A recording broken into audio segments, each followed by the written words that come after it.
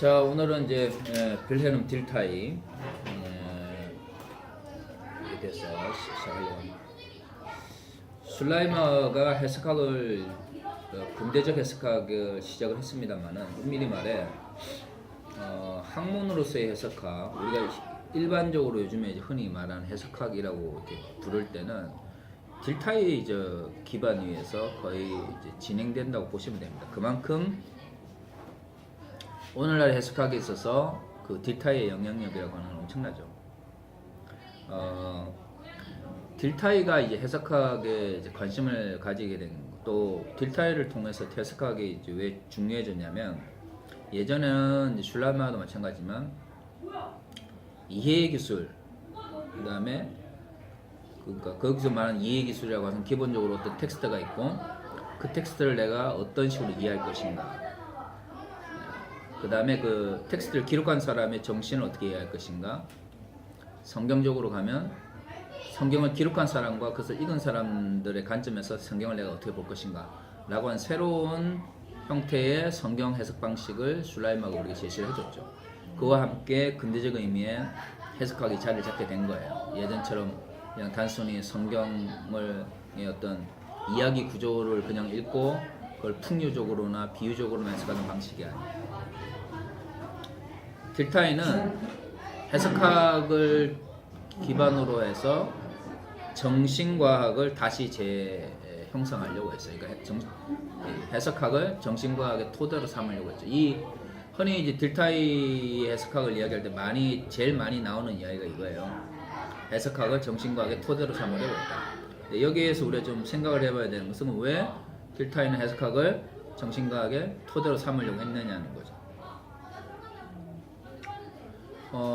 근대적 세계관은 데카르트나 아니면 칸트에게서 이제 나타나는 것처럼 근대적 주체에서 시작됩니다. 나라고 하는 존재에서 시작되어서, 나라고 하는 주제가 이성을 통해서 주변 환경을 어떻게 이해하느냐를 굉장히 중요하게 생각해요. 왜냐하면 주변 환경이라고 하는 것, 또 다른 말로 현상이라고 하는 것이 근대에는 엄청 중요해지죠. 왜? 신 혹은 신으로 상징되어지는 어떤 본질이라는 것을 우리가 이성을 통해서 이해할 수 있는가에 대해서 굉장히 회의적인 인식적 기반 위에서 근대는 시작된단 말이에요. 그러니까 토마스 아퀴나스에 있는 사람들은 믿음이라고 하는 것이 물론 하나님을 이해하고 받아들이는데 중요한 부분이긴 하지만, 이성이라고 하는 것을 통해서 본질의 문제를 다루는데 거부감이 없었어요. 하지만 근대 사회는 우리의 이성을 통해서 과연 신 혹은 초월자 혹은 본질적인 그 무언가를 인식할 수 있는가에 대해서 굉장히 회의적이죠. 그러니까 우리 인간이라고 하는 존재가 인식하고 이해하고 뭔가를 밝혀낼 수 있는 공간을 현상이라고 하는 공간 속에 제한시켰어요. 현상을 넘어서는 그 무언가에 대해서는 인간이 어떤 이해할 수 있는 영역이 아니라고 생각을 한 거죠. 바로 여기서 이제 근대와 중세라고 하는 것의 차이가 나는 거예요. 그러니까 결국 정신과학이라고 하는 것, 혹은 좀 넓은 의미 인문과학이라고 우리가 이제 말을 하는 것은 현상에서 일어나고 있는 다양한 현상계에서 일어나고 있는 다양한 상태에 대한 뭘 기반으로 하고 있냐면 이해를 기반으로 한다는 거죠. 근데 그 이해는 결국 해석을 통해서 주어지는 거예요. 그러니까 인문사회과학이든 그게 무슨 정신과학이든 해석학이라고 하는 기본적인 어떤 방식이 아니면 정립을 할 수 없다고 생각하는 거예요. 근데 이제 여기서 이제 딜타이가 이야기했던 그 해석학은 이게 나중에 딜타이 해석학의 긍정적인 측면이기도 하고, 또 나중에 포스트 모던 시대에 들어서 비판받는 측면이기도 하지만, 객관성을, 적어도 이 현상계 내에서의 객관성을 이끌어내려는 전제 조건이 알려져 있어요. 객관적 해석. 슐라이머하고도 비슷하죠. 그러니까 인위적인 해석을 피하기 위해서 다양한 해석학적 방법이 필요하고, 그런 해석학적 방법 위에서 문법적에서 그죠? 이런 것들 기반으로 해가지고 나중에는 이제 예감적에서 뭐 이런 것들이 이제 필요하다 이렇게 들어가지는데 이 빌헬름 딜타이도 마찬가지예요. 빌헬름 딜타이도 해석이 객관적 해석이 가능하다라는 전제가 깔려져 있기 때문에 뭐가 가능하냐면 이 해석학을 기반으로 인문학 혹은 정신과학을 정립할 수 있다라고 생각을 한 거예요. 이제 딜타이드가 이런 말을 했어요. 인간의 행위는 항상 타인의 이해를 전제로 한다. 네? 인간의 행위. 우리가 뭔가 행동한다고 하는 것은 타인에 대한 이해를 전제로 해요. 인간 행복의 대부분은 낯선 영혼 상태를 추후 느끼는 것에서 나온다. 그러니까 문헌학과 역사학은 모두 개별적인 것에 대한 추후 이해를 객관성의 수준으로 끌어올릴 수 있는 전제 조건을 기반으로 삼고 있다. 그러니까 우리가 해석이라고 하는 것, 그러니까 여기서는 해석이라고 하는 것이 이제 예를 들어 하나의 어떤 텍스트를 해석하려고 할 때 슐라이마가 얘기했던 게 이것은 단순히 그냥 하나의 글이나 이게 아니라 문자가 아니라 그 글을 기록한 사람들의 삶의 방식이잖아요. 그죠? 삶의 방식. 그래서 공동체적 의식, 집단적 경험들이 그 안에 들어가 있는 거예요. 그러니까 결국 우리가 텍스트를 이해한다고 하는 것은 그것을 기록한 과거의 사람들을 지금 그 글을 통해서 느끼고 경험하는 거죠. 그러니까 단순히 글을 읽고 우리가 이 문장을 얼마만큼 잘 이해했느냐 이게 이제 이 해석학의 기반이 아니라 해석학이라고 하는 것이 그 글을 쓴 사람들에 대한 이해의 문제로 가게 되는 거예요. 이미 이런 문장 속에서 해석학이라고 하는 것이 정신과학이나 인문학을 담아내는 큰 툴로서 이미 접근에 들어가죠. 텍스트를 얼마나 잘 이해하느냐가 아니라 그것을 기록한 사람들을 지금 내가 과거의 텍스트를 통해서 지금 내가 뒤에 느끼는 거, 그 다음에 그것을 뒤에 이해하는 거. 그러니까 이제 우리말의 그 해석학의 탄생이라고 하는 우리말 그 번역서에는 이것을 이제 추후에 느끼는 것, 추후 느끼는 것, 추후 이해 이렇게 했어요. 나흐필렌 혹은 나흐피어시텐트니스 이 용어를 이제 추후 느끼는 것, 추후 이해 이렇게 했는데 뭐 같은 말이죠.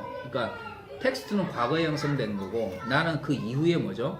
이것을 느끼고 이해하려고 하는 거니까 그러면 뭐 다음에 이런 말이죠. 독일말로. 그때 형성된 것을 내가 지금 느끼는 거, 그러니까 내가 그 시대에 사는 사람이랑 동시대인이라서 내가 그걸 느끼고 이해하는 게 아니잖아요. 나는 어쩔 수 없이 그 텍스트가 형성된 과거가 아닌 그 이후,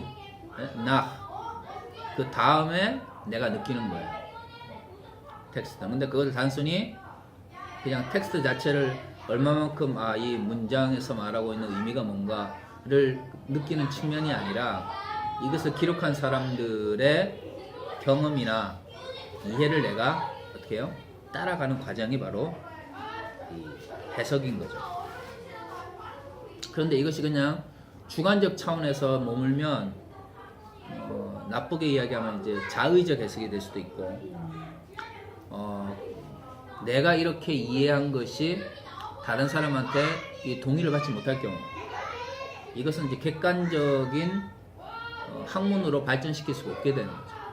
그러니까 해석, 내가 어떤 텍스트를 이제 추후에 느끼고 이해하는 과정이 단순히 내가 느끼는 과정뿐만 아니라 타인에게서도 그것이 그렇다라고 이야기를 이끌어낼 수 있는 답을 들을 수 있는 객관성을 확보해야 되는 것이죠.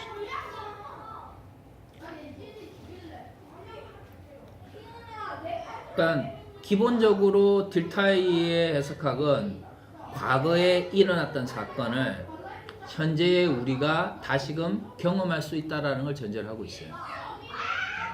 그러니까 과거에 일어난 그 사건을 혹은 일어난 그 어떤 것들을 문서로 남기거나 아니면 뭐 이런 것들이 지금 우리가 흔히 말하는 텍스트잖아요.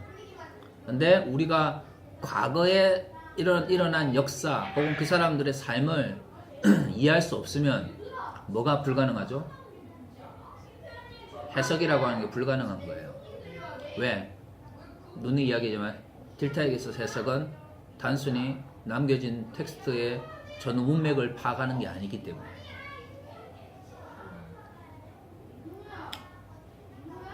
그래서 딜타의 전제 조건은 내가 살아가고 있는 문화와 시대를 뛰어넘어 과거의 시간과 다른 문화의 것이라고 할지라도 내가 그것을 이해할 수 있다라고 하는 것이 전제로 깔려져 있어요.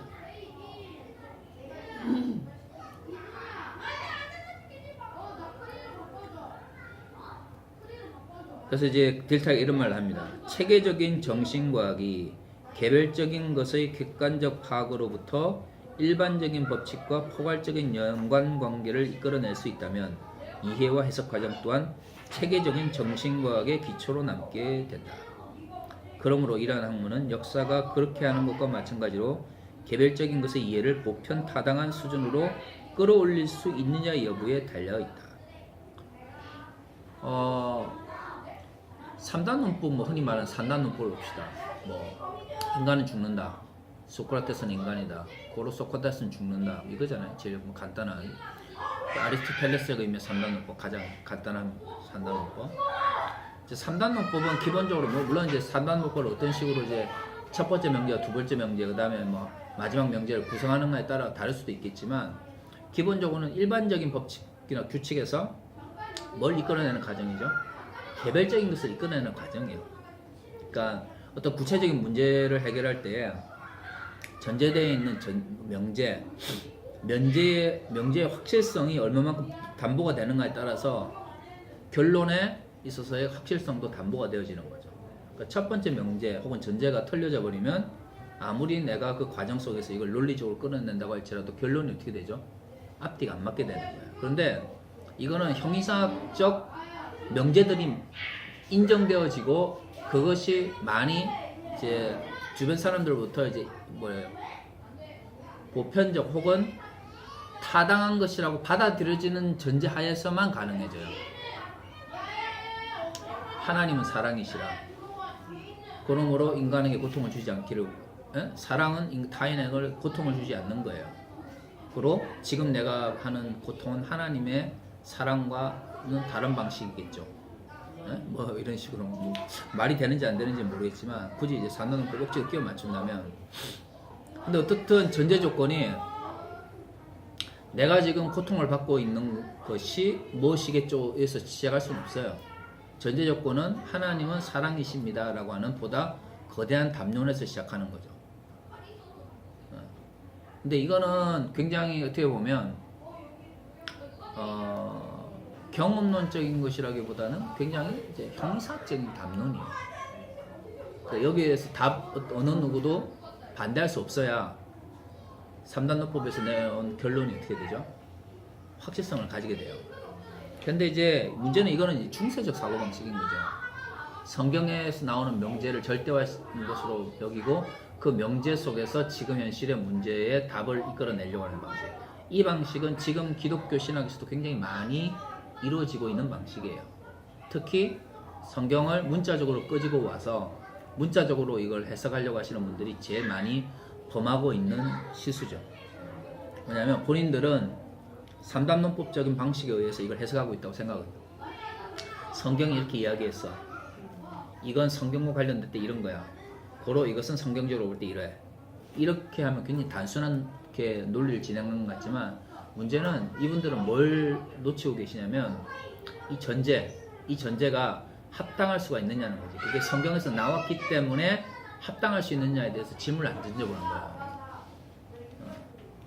근데 현대해석학은 그런 식으로 접근하면 안 되거든요.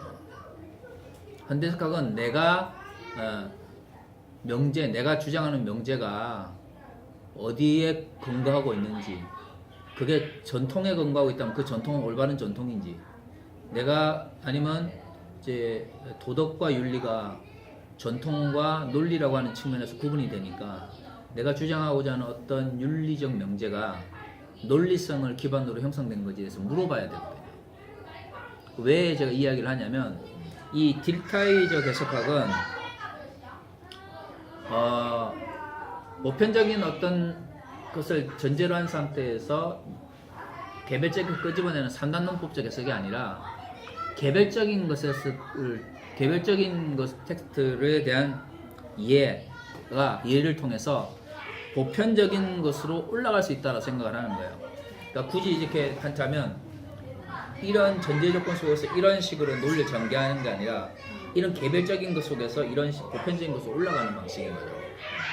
그러니까 이게 기본적인 현대 해석학의 기본이에요. 고로 현실에 예를 들어 성경을 해석할 때에도 이런 거죠. 우리는 이렇게 살아야 됩니다. 이게 하나님 뜻입니다. 라고 이야기를 하기 전에 성경에 다양한 하나의 주제에 대한 다양한 형태의 글이 있잖아요. 그럼 그것을 개별적으로 이해를 해야 돼요.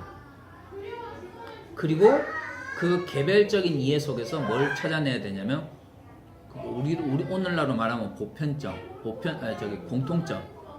딜타이적으로 말하면 보편 타당한 수준의 이해를 이끌어낼 수 있어야 그 다음에 이런 명제를 가지고 또 다른 상황의 어떤 개별적 명제를 이끌어내는데 이걸 사용할 수가 있는 거죠. 근데 지금 흔히 말하는 보수주의 신학이라고 하는 데는 이런 과정이 없어요. 그러니까 이런 과정이 없으니까 결국에는 이제 성경에 대한 포괄적 이해보다는 그 소위 말하는 이제 문자적 이해에 의존할 수밖에 없게 되는 거죠.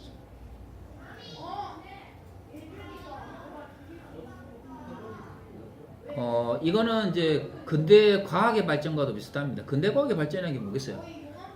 실험의 반복을 통해서 이 실험의 반복을 통해서 그 실험 속에서 나타나고 있는 어떤 공통점 혹은 보편타당한 뭔가를 이끌어냄으로써 그것을 증명하는 방식이잖아요. 그러니까 딜타의 입장에서는 이제 정신과학도 이게 이제 체계적인 정신과학이라면 그런 식으로 전개가 되어야 된다고 생각을 한 거예요. 개별적인 것을 우리는 객관적으로 파악할 수 있다는 거죠. 여기서 중요한 건 어떤 거대 담론을 이게 아니라 우리의 인식은 개별적인 거. 이게 여기서 말하는 이제 개별적이라고 하는 게 이제 딜타이적 의미에는 개별적이지만 굳이 그러니까 똑같지는 않습니다. 굳이 칸트적 의미로만 바꾸면 현상계 속에서 나타나는 현상에 대한 이야기죠.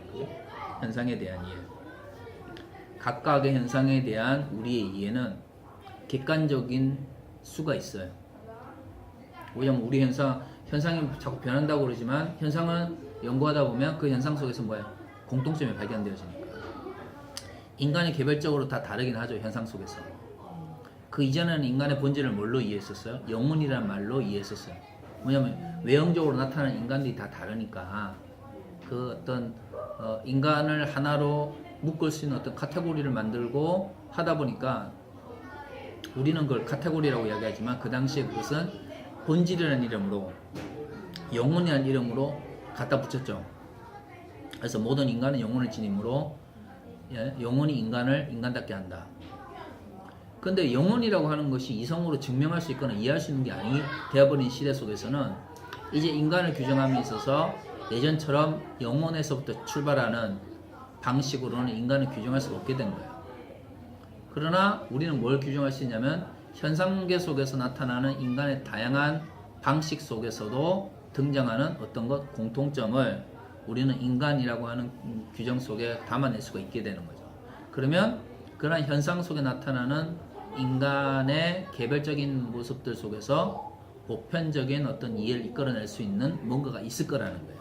그러니까 딜타이의 해석학이나 이해 방식은 이러한 개별자에 대한 객관적 이해를 통해서 우리가 적어도 현상계 내에서는 어떻다는 거죠? 보편 타당한 이해의 수준에 이를 수 있다라고 하는 것이 이제 깔려져 있는 거죠. 이 부분이 이제 딜타이의 그 해석하기 많이 비판을 받는 부분이긴 해요. 그러니까 이 사람이 이야기하는 보편 타당한 인식이라고 하는 것이 잘못하면 뭐가 될 수 있냐면 뭐 폭력이 될 수 있는 거예요. 폭력. 왜냐하면 동의하지 못하면 그러니까 사회적으로 이것은 보편 타당한 인식이다라고 밝혀졌어요. 근데 모든 사람이 정말 우리 경험에 의하면 모든 사람이 다 동의하는 보편 타당한 인식이라고 하는 게 정말 존재하는지에 대해서 굉장히 회의적이잖아요. 현대인들은. 그러니까 그런 관점에서 보면 딜타이가 말하는 체계적 해석학, 혹은 체계적 이해를 기반으로 있는 이런 정신과학, 그리고 그 정신과학의 기반 위에서 보편 타당한 어떤 수준으로까지 이해를 이끌어낸다고 하는 게 굉장히 참 근대적 인식론 속에서는 굉장히 멋있고 그럴 수 있지만 이제 포스트 모던을 살아가는 우리 입장에서는 정말 가능할까? 라고 하는 이제 비판이 들어갈 수는 있죠. 근데 이제 우리가 결국 이해를 해야 되는 건 뭐냐면 딜타이를 그러면 21세기적 19세기 말 이제 20세기 초를 산 사람인데 이 사람의 인식론이 21세기적 인식론과 비교해가지고 뒤떨어졌다 혹은 구리다고 그래가지고 말도 안 되라고 하는 것 자체가 이게 말이 안 되는 거죠. 딜타의 해석학의 기반은 그 이전의 해석학과 비교해 볼 때 얼마만큼 다른가 혹은 얼마만큼 획기적인가 이렇게 접근해야 되는 거죠.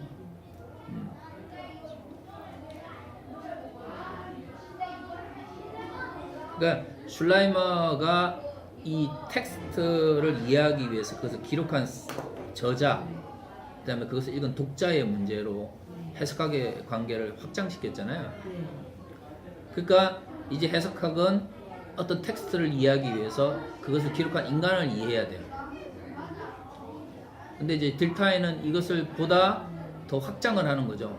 단순히 하나의 텍스트를 이해하는 차원을 넘어서 뭐죠? 문헌학이나 역사처럼 인간이 만들어낸 모든 정신적인 어떤 것들을 잠시만요. 이 차 빼달라고 하는 것 같은데. 여보세요? 네? 예, 알겠습니다. 차 맞아요? 네, 차. 참. 다녀보세요.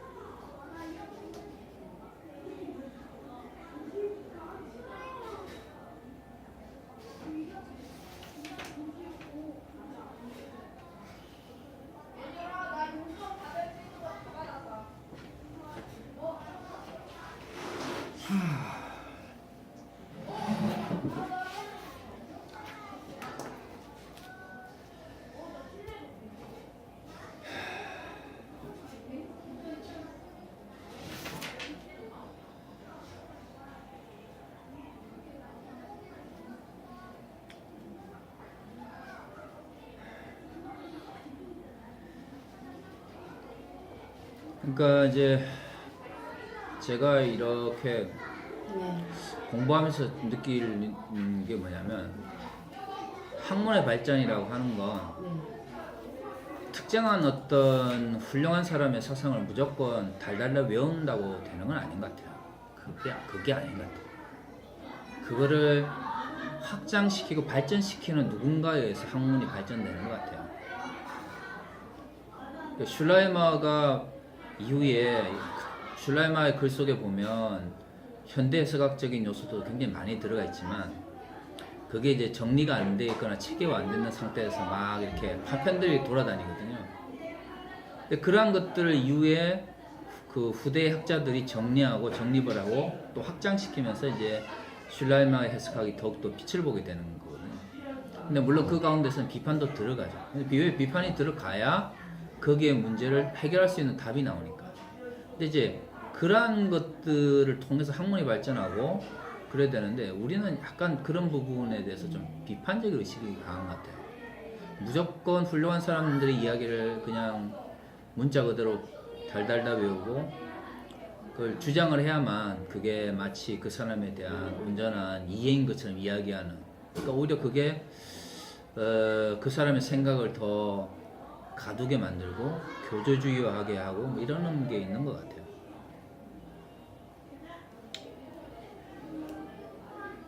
조금 궁금해서 그러는데요. 심리학 같은 것도 이런 해석학 속에서 이게 좀 나오는 건가요? 같은 그러니까 해석학적인 반복적인 공통의 경험들이 쌓여져서 뭐 그러니까 최근에 예를 들어 사회심리학 같은 경우에는 네. 이제 그런 식의 접근도 가능하게 하죠. 왜냐면 과거의 인간이나 지금 현재 인간이나 예를 들어 알지 못하는 것에 대해서 두려움을 느끼고 그 다음에 집단적인 뭐 예를 들어 홍수라든가 지진이라든가 화산 폭발 같은 것에 대해서 거대한 힘에 대한 두려움 같은 걸 느끼게 되잖아요. 그럴 경우에 그 어떤 인간이 가지고 있는 공통점으로 인해서 나타나고 있는 집단 사회를 구성하고 있는 사람들이 나타나는 집단적 심리적 현상이 비유사할 수가 있잖아요. 예를 들어 뭐 요즘에 좀 어떤 사회 내 그 구성원들이 이해할 수 없는 어떤 해결할 수 없는 어떤 정말 수용할 수 없는 어떤 문제가 생겼을 경우 그것을 어떤 특정한 소수 혹은 사람 대상에 전가해서 그걸 해결하려고 하는 어린 양 심리 같은 경우는 그거는 그 이스라엘에서만 나타난 건 아니거든요. 그런 의식들도 그렇고 그런 거는 충분히 이제 이런 관점에서 이해해 볼 수도 있는 거죠. 그리고 기본적으로 이 심리학이라고 하는 게 결국 인간의 그러니까 그 전에는 근대가 인간을 주체로 삼고 인간의 주체로부터 학문을 시작을 했잖아요. 심리학은 결국 그 주체를 이성적으로 파악하는 것이 아닌 다른 측면, 즉 감성적인 측면이든 감정적 차원이든 욕망의 차원이든 다른 차원에서 접근하는 거잖아요. 은밀이학이라는 거. 그러니까 그런 의미에서 보면 연관성을 가질 수가 있는 거죠. 그리고 결국 현대 심리학이라고 하는 게 또 넘어가다 보면 또 니체라고 하는 사람으로 또 연결돼 있고 니체는 또 근대 주체, 이성적인 주체에 대한 거부, 해체를 통해서 이루어지고, 그러니까 이제 똑같다고 볼 수는 없죠. 결이 다르긴 하지만 어떤 연관성이 전혀 없다라고 볼 수는 없죠. 심리학과 해석학도 굉장히 많은 부분 이제 연결되어 있다고 할 수 있죠. 우리는 왜 이렇게 좀 배우려고 안 했을까요? 좀 그런 기회가 없긴 없었지만 재미없어 했던 것 같아요. 가르치는 사람이 재밌게 안 가르치는 글쎄요. 그래서 이제 딜타이는 이렇게 이제 해석학을 통해서 네. 슐라이머가 이루는 해석학을 확장시키고 이걸 통해서 어떤 모든 인문사회학적인 것, 그다음에 그 사람이 표현했던 정신과학적인 것을 재정립을 하려고 했어요. 그래서 이분은 철학의 주제와 해석자가 역사적으로 조건화되어 있다라고 생각했어요. 사실 너무나 당연한 거죠. 우리의 인식이라고 하는 것, 특정한 철학자나 특정한 학자나 특정한 사상가의 생각들은 결국 그가 살았던 역사적 삶의 문제와 연결될 수밖에 없고, 역사적 상황과 연결될 수밖에 없고, 그 가운데서 조건화되는 측면이 분명히 있죠. 사실 이거는 너무나 당연한 생각에는 불구하고 많은 경우는 이게 그렇게 당연하게 안 받아들여지죠. 특히 이게 종교의 문제와 연결되면 특정한 이제 신학자들에 대한 지나친 어떤 의존성 이런 것들은 결국 그 사람 역시도 그 시대의 어떤 사상이나 인식이 이제 조건화됐다라는 걸 인정하지 못하기 때문에 나타나는 거죠. 깔뱅이 아무리 위대한 신학자라고 하더라도 그 사람은 어떤 16세기를 살았던 사람인데 네. 그 사람의 모든 논리를 가지고 어떻게 21세기를 다 설명할 수가 있어요. 그러니까 그게 그 사람이 했던 말을 문자 그대로 받아들여서 그걸 적용하는 것만이 깔뱅이 사상을 지금 적용하는 게 아니거든요. 그 사람의 생각을 해석함으로써 오늘날의 관점에서 적용해 주는 것만으로도 굉장한 의미를 가지고 있는데 뭐 총신을 비롯해서 이제 몇몇 교단들 같아서는 깔뱅이의 그 말에 토를 다는 것 자체를 무슨 무슨 뭐 이렇게 무슨 그 신성 모독처럼 이게 이러면 학문이 발전할 수가 없어요. 오히려 그건 깔뱅을 모독하는 거죠.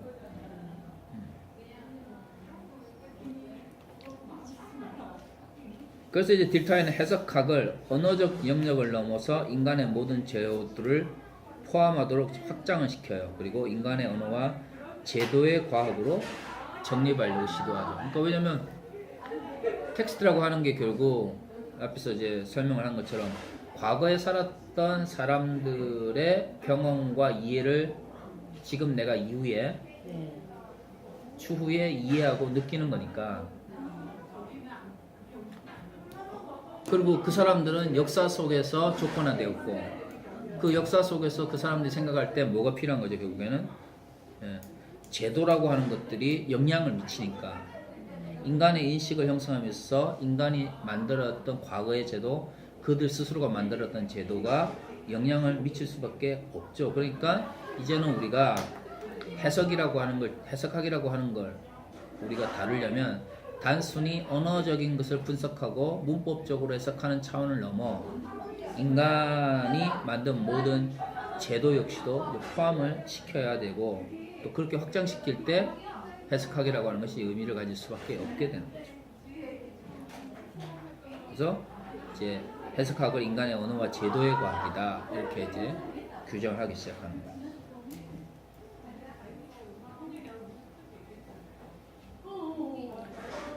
흔히 이제 이분이 이제 이분의 글 속에서 많이 등장하는 이제 삶의 철학이라고 하는 부분이 이제 여기서도 이제 그래서 중요해지는데 여기서 말하는 삶의 철학이라고 하는 거는 모든 인간의 정신, 그죠? 모든 인간의 경험, 그다음에 모든 인간의 제도를 어떻게 해요? 포함하고 또 그를 통해서 형성되어진 그 어떤 것이 되는 거죠.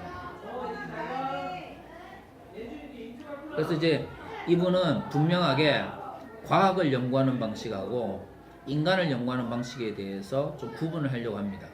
그러면 이분의 관심은 과학 이론을 발전시키는 게 아니고 정신과학, 인문학을 어떤 식으로 정립할 건가를 고민하신 분이니까. 그래서 이분이 말씀하시기를 과학은 타당한 기반을 가진 명제들의 일관성이 있는 복합체인데 반해 인간의 삶에 대한 명제들은 자연적 세계에 대한 명제들과는 구별된다. 너무 당연하지. 당연하지. 그런데 그 이전에는 이런 것들을 구별이 잘 되지 않았죠. 그 이전에는 결국 과학이라고 하는 것도 본질을 파악하는 것이었고 중세마다 그렇죠. 인간의 삶도 결국 본질을 이해하면 바르게 이해할 수 있는 거라고 생각했으니까 그 이면의 그 본질의 문제는 결국 신의 문제고 신이 인간과 어떤 관계를 맺느냐에 대한 연구가 신학이고 신이 자연을 어떻게 움직이느냐 결국 자연과학이잖아요. 예. 그러니까 결국 모든 것은 신학으로 통하는 거죠. 그래서 신학이 제1 철학이죠. 제1 학문이 될 수 있는데 딜타이 시대가 되면 근본적으로 이런 식의 세계관은 더 이상 이제 구동되지 않는 거죠. 네. 말이 되지 않는 거예요. 과학이라고 하는 것은 타당한 기반을 가진 명제들이 일괄적으로 또 복합체를 이루고 있는 게 과학이고, 근데 말해서 이 인간을 규정하는 명제들은 자연을 규정하는 명제들과 동일할 수가 없는 거예요. 인간이 항상 뭐 높은 곳에서 밑으로 움직이는 게 아니잖아요. 그죠? 인간이 항상 무슨 지구가 태양 주위를 도는 것처럼 그런 식으로 뭐 이렇게 사회생활을 하는 것도 아니잖아요. 그러니까 인간이라고 하는 어떤 존재 대상을 이제 분석을 하거나 이해를 하려면 자연과학적 방법을 가져와 가지고 어떤 자연과학적 방식으로 실험을 해 가지고는 잘 안 되는 거죠.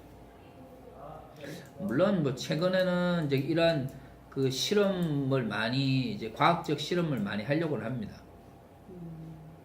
뭐 심리 테스트나 뭐 이런 것도 결국에는 방법론적 측면에서는 특정한 이제 조건 속에서 동일한 결과를 얻어내기 위한 어떤 반복된 과정인 경우도 많잖아요. 네. 하지만 그럼에도 불구하고 그러한 실험들이 하나의 어떤 명제로 발전한다고 그래가지고 그게 영원하다고 보지 않는 것은 뭐냐면 그 실험의 조건에 따라서 결과가 굉장히 달라진다 생각하기 때문이죠. 인간이라고 하는 것은. 근데 자연은 그렇지 않잖아요. 자연과학적인 접근 방식은 여기서 그 조건을 가지고 실험을 했으면 어디에 가죠? 한국에서 동일한 조건으로 실험해서 미국 가서도 일본 가서도 독일 가서도 돼요. 똑같이 그것이 적용이 될 때 자연과학적인 명제가 되는 거지만 동일한 시험의 방법을 사용한다고 하더라도 그 대상이 일본인인 경우, 한국인인 경우, 독일이나 미국인인 경우 결과가 달라질 수 있는 게 뭐죠? 인문학이죠. 또 심리학일 수도 있는 거. 그러니까 유사성을 가지고 있지만 큰 어떤 측면에서 보면 딜타이의 말은 틀린 게 아니죠.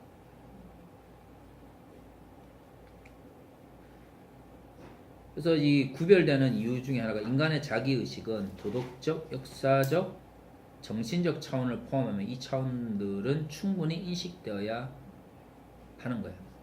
그러니까 인간이 자기를 자기라고 느낄 때 인간은 굉장히 복합적인 어떤 경험, 복합적인 어떤 차원으로 접근할 수밖에 없는 존재인 거죠. 단순하게 그냥 하나의 육체를 가진 존재이기 때문에 물리적으로 해석할 수 있어. 이런 식의 접근 방식은 인간을 이해하는, 특히 인간되게 만드는 인간의 자기의식. 그러니까 여기서 이제 인간의 자기의식이 중요한 건 이 근대는 인간의 자의식, 내가 나를 정립하는 그러한 어떤 과정에 의해서 나에서 철학이 출발하기 때문에 내가 나를 어떻게 정립하느냐가 철학에서 무지 중요하거든요. 근데 이것들 역시도 딜타 입장에서 볼 때는 뭐 칸트나 아니면 뭐 데카르트처럼 코기트 에르고 좀 이런 식으로 난 생각해, 그러니까 나는 나야, 혹은 나는 존재해, 이런 식으로 쉽게 정립할 수 있는 문제가 아닌 거예요. 왜? 인간은 도덕적이면서 역사적이면서 동시에 정신적 차원을 포함하고 있기 때문에 그걸 통해서 나라는 의식, 자기의식을 이제 정립하는 존재이기 때문이죠. 그래서 인간은 이런 것들이 이제 배려가 돼야 되는 거예요. 왜냐면 이런 것들을 형성케 하는 거에는 뒤에 체험이라고 하는 게 깔려져 있기 때문에. 그러니까 인간이 자의식을 형성하다, 인간의 어떤 도덕적이면서 뭐 정신적이면서 그 어떤 인간의 인식을 형성하던 인간이 어느 날 갑자기 딱 태어나면서 부처님처럼 천상천하 유아독존 이럴 수는 없다는 거죠. 인간은 결국 태어나면서 자라면서 경험하게 되는 그런 체험들을 통해서 자의식을 형성하고 도덕적인 것이든 정신적인 것이든 역사적인 의식도 어떻게 해요? 형성하는 거죠. 그러니까 인간의 텍스트를 이해하려면 인간을 이해되고 인간을 이해하려면 그 인간을 인간답게 만드는 자기 존재의식 그리고 그 자기 존재의식은 결국 다양한 차원이 존재하게 되는데 그 다양한 차원은 결국 인간이 성장하면서 받아왔던 다양한 체험들을 통해서 형성되어지는 거죠.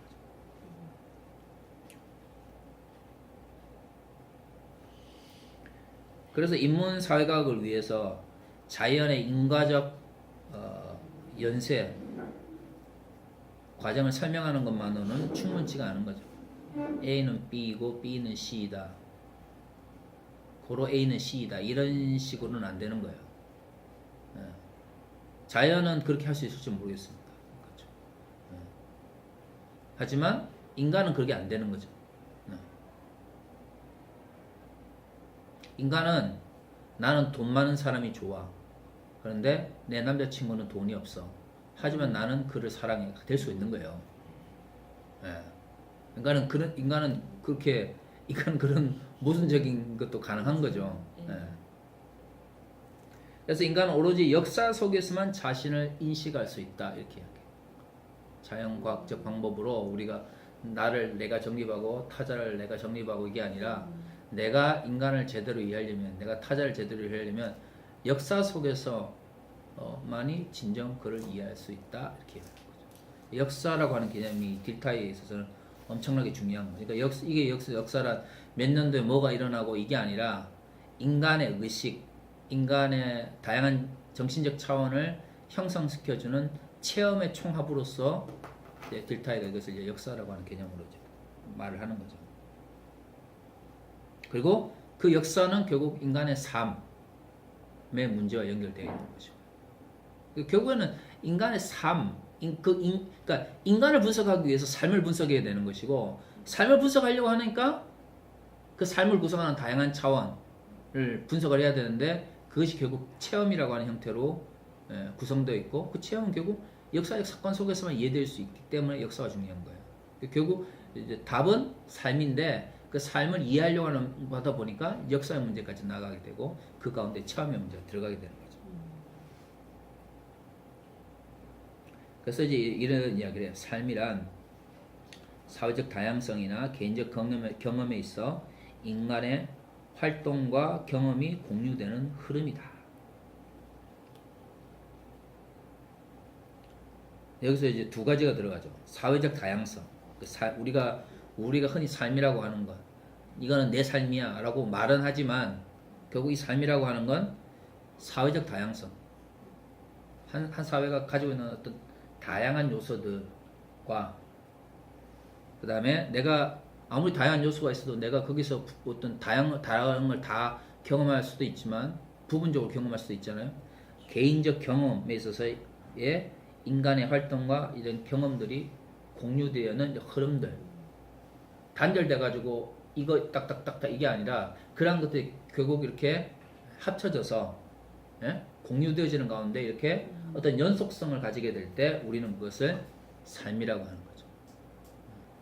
그러니까 공유되는 흐름이라 그러니까 이게 뭐 표현상의 문제긴 한데 뭐 이거는 꼭 이게 뭐 이 표현 자체가 중요하잖아요. 중요한 건 삶이라고 하는 게 어릴 때의 삶 따로, 청년 때의 삶 따로, 노년 때의 삶 따로 이렇게 규정한다고 하는 게 굉장히 어렵다는 거예요. 삶은 하나의 어떤 그런 과거와 현재 혹은 미래 경험들이 공유되어지면서 섞여지면서 이 어떤 흐름을 만들어내는 과정이지. 아무리 뭐 시간이 이렇게 과거, 현재, 미래를 우리가 언어적으로 구분을 한다고 그래서 과거가 없는 현재라는 존재할 수가 없잖아요. 현재가 없는 미래라는 건 존재할 수가 없죠. 언어적으로는 과거의 나와 현재의 나, 미래의 나를 구별할 수 있을지 모르겠지만 현실적으로는 과거에 형성된 내가 결국에 오늘의 나의 많은 부분을 차지하는 것이고 내가 오늘 내가 나를 만들어가는 그 과정이 결국 미래 나를 만드는 과정이니까요. 이거는 언어적으로나 아니면은 뭐 논리적으로는 뭐 이렇게 구분을 할 수 있을지 모르겠지만 현실적으로는 이거는 명확하게 다 구분할 수가 없는 거죠. 어디까지가 과거에 어디까지가 나를 지금 이렇게 만들었는가. 이걸 참 말하기 힘든 거잖아요. 네. 그래서 이러한 연속성이라고 하는 것들이 또 이제 주로 아까부터 얘기한 사회적 다양성이나 이걸 경험하는 게 있으니까 서로 분리된 개인들도 이걸 하나로 묶어주는 연쇄관계 또는 얽힘이라고 하는 게 존재할 수밖에 없는 거죠. 왜냐하면 사회라고 하는 건 결국 다양한 사람들이 모여서 형성하는 거고 결국 사람이 형성하는 거잖아요. 도시 건물이 나를 만드는 게 아니잖아요. 물론 이제 건축하시는 분들은 다르게 생각할지 모르겠지만 어떻든 건축하시는 분들이라 할지라도 내가 그 건축물 속에 살아가면서 그 건축물과 내가 상호작용을 하면서 내가 변하기 때문에 도시인이라고 하는 어떤 특별한 성격이 생기는 거죠. 그리고 도시인들과 경험 가운데서 나라고 하는 존재가 형성되는 존재니까 결국 삶이라고 하는 것은 서로 분리된 개인들을 하나로 묶어주는 어떤 연쇄관계, 상관관계, 혹은 얽힘이라고 하는 것을 전제로 하고 있는 거예요. 그리고 이러한 연관된 상태, 그러니까 이분은 이제 주산면항 혹은 연관구조, 서로가 이렇게 연결되어 있는 그 어떤 것, 이러한 것들은 기호와 상징, 말과 글이라고 하는 공동 언어 속에서 또한 인간의 관습과 법과 같은 제도 속에서 이제 포함되어지는 거죠. 그 말이 뭐 어렵게 해놨지만 쉽게 이야기를 하면 나라고 하는 존재는 다양한 인간들이 모여 있는 사회 속에서 형성된 거죠. 그런데 그거는 나뿐만 아니라 다른 사람, 나하고 관계가 없다라고 생각되어지는 타자도 그렇게 형성된 거죠. 그러니까 우리는 동일한 공동체나 사회 속에서 서로가 유사한 경험 혹은 공통된 경험 이런 것들을 서로 나누면서 얽혀져 있는 거예요. 그래서 내가 상대를 이해할 수 있고 상대도 나를 이해할 수가 있는 거죠. 그리고 우리가 한 사회나 어떤 공동체가 공통점이 많으면 많을수록 그 공동체에서 사용하는 언어라든가 기호라든가 상징이라든가 글이라든가 이런 것들 속에 연관성을 더 많이 가지게 되는 거예요. 그리고 그것은 단순히 그냥 말과 언어와 같은 형태뿐만 아니라 관습이나 제도의 속에서도 그것이 묻어나는 것이죠. 그러니까 그래서 이제 그 딜타이의 철학에 있어서 삶의 철학이라고 하는 게 중요한 거예요. 그러니까 삶의 철학이라고 하는 게 요즘 실존주의적 의미에서 나의 삶은 나의 것 뭐 이런 개념이 아닌 거죠. 딜타이에 있어서 삶은 서로 엉켜져 있고 그 다음에 다양성을 경험하는 과정이기 때문에 나를 이해하는데 나를 이해함에 있어서의 총체성, 동시에 서로 다르다라고 생각되어지는 너와 나를 연결시켜주는 어떤 연관성을 함께 만들어내는 거죠. 그러니까 서로 완전히 다른 삶의 양식을 살아온 사람일수록 딜타이적 이론을 적용을 하면 이해하기가 힘들죠. 이해하기 힘들어지는 거죠. 그럼에도 불구하고 딜타이가 객관적인 해석이 가능하다고 한 건 앞서 얘기한 것처럼 개별적인 이해를 통해서 충분히 이해의 보편타당한 수준으로까지 나아갈 수 있다라고 이 사람은 확신을 가지고 있었던 거죠. 그러니까 문화적 차이나 시대적 차이에서 오는 차별성보다는 인간이기 때문에 가지는 공통점이나 아니면 서로 상관관계 이런 것들이 더 이 사람은 이제 크다라고 생각을 한 거예요. 결국에는 전제 조건이.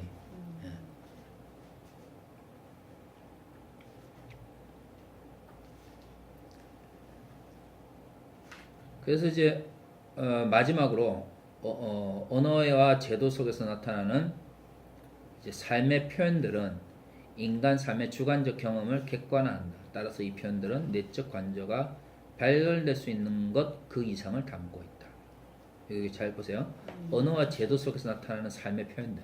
전제 조건이 뭐냐면 우리가 쓰는 언어나 제도라고 하는 것은 결국 그런 우리를 구성하는 총체성으로서의 삶이 어떻게 돼요? 표현되진 거죠. 우리가 말을 쓰는 것은 그냥 단순히 우리가 그냥 말을 하는 거 당연히 인간은 말을 하는 거지가 아니라 우리가 언어를 사용하고 우리가 어떤 제도를 만들었다고 하는 것은 그것은 인간이 살아가면서 만들어내는 다양한 의식, 다양한 생각들이 그 안에 뭐예요? 담겨져 있는 거예요. 그러니까 딜자지 입장에서 언어를 배우고 특정한 제도를 익힌다고 하는 것은 해석에서 굉장히 중요하죠. 그 타인을 이해하거나 타 문화를 이해하거나 내가 이해하려고 해석하려고 하는 어떤 대상 혹은 텍스트를 이해하면서 엄청나게 중요한 거예요. 왜? 그것은 삶의 표현이기 때문에. 그러니까 단순히 그냥 그 글자를 읽고 문맥을 이해하는 것만으로는 충분히 뭔가를 이해했다고 말 수가 없는 거죠.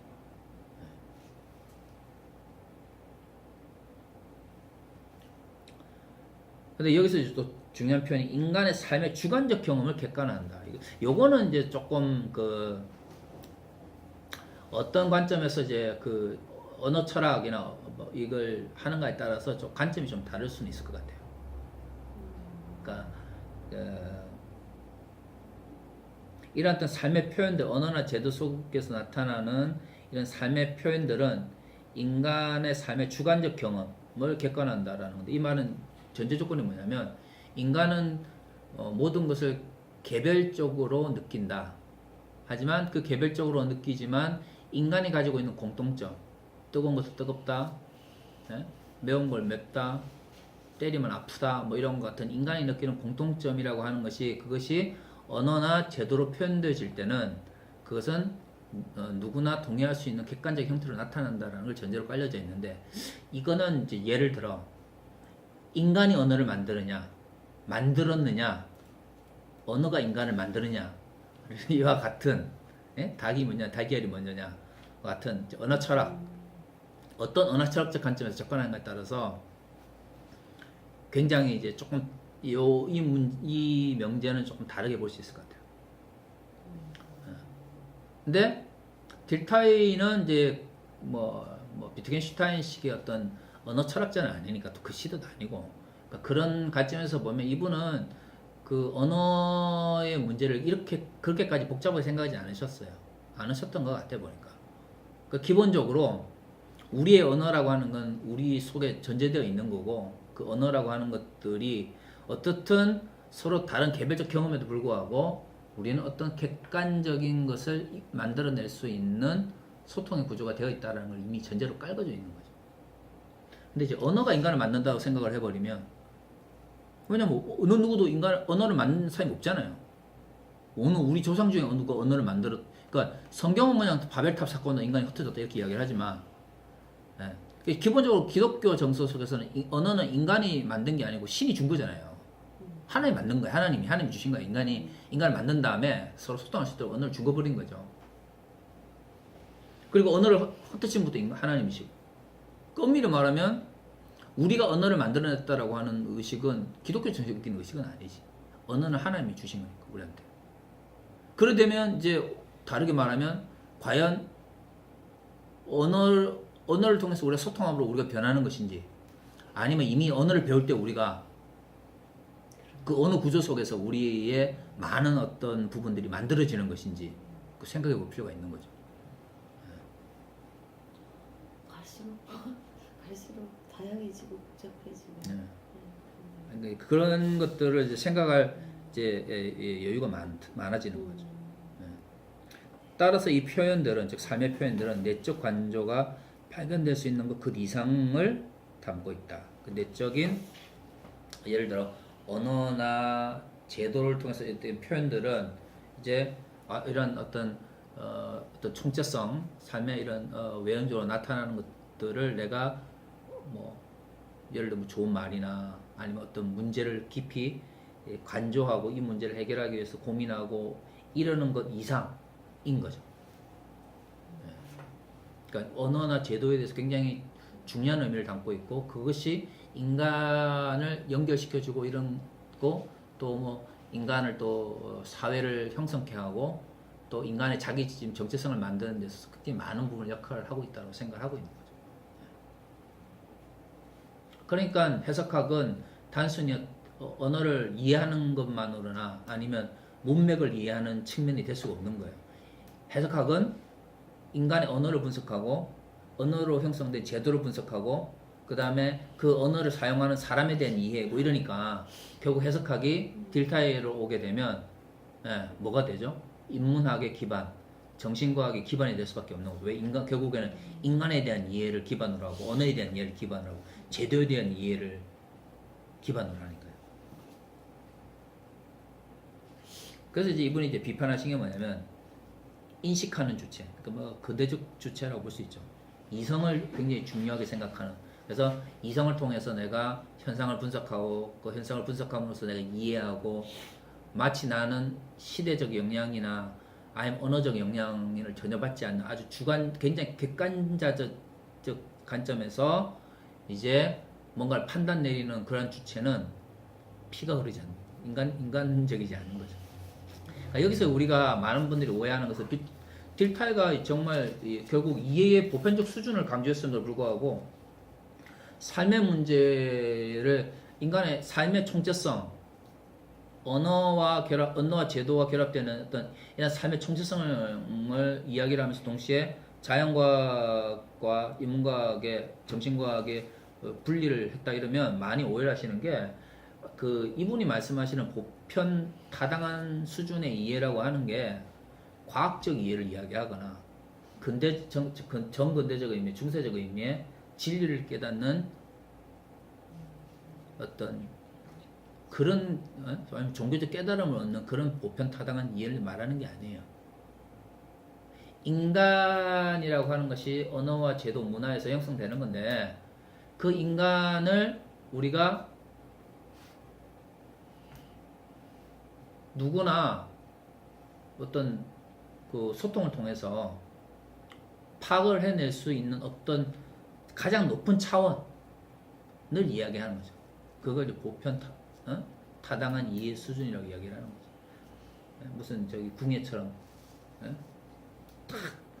탁 너의 마음은 이렇다 이게 아니고 기본적으로 형상학적으로 현상인 거죠. 우리는 나타나는 것, 언어 또 만들어낸 제도 그걸 형성했던 역사 이런 걸 통해서밖에는 우리는 이해할 수 없잖아요. 그러니까 최소한 주어진 그것 속에서 뭐죠? 보편 타당한 이해를 이끌어내자는 거지. 그것을 배제한 상태에서 이루어지는 이해에 대해서는 딜타임 이야기하지 않죠. 전제 조건이 뭐예요? 그런 이해는 불가능하다는 거예요, 결국에는. 그러니까 이제 보편 타당한 수준의 이해라는 말을 썼다고 해서 이제 그 이분의 이해 방식이 종교적인 이해 방식이나 아니면 뭔가 초월적인 어떤 깨달음을 의미하는 그런 형태의 어떤 높은 수준의 도 닦는 시적의 이해를 전제로 하는 게 아니라는 걸 분명히 해야 그래야 딜타이의 삶의 철학을 이해하는데 오해가 없어요. 안 그러면 이 앞에서는 왜 이렇게 이해해놓고 뒤에서는 왜 이 개념이 이렇게 돼버릴 수가 있죠. 자, 오늘은 빌헬름 딜타이 첫 번째 시간이었고요. 다음 주에 빌헬름 딜타이 두 번째 시간 갖도록 하겠습니다. 감사합니다. 네. 다음 시간도 딜타이를 하신다고요? 네네.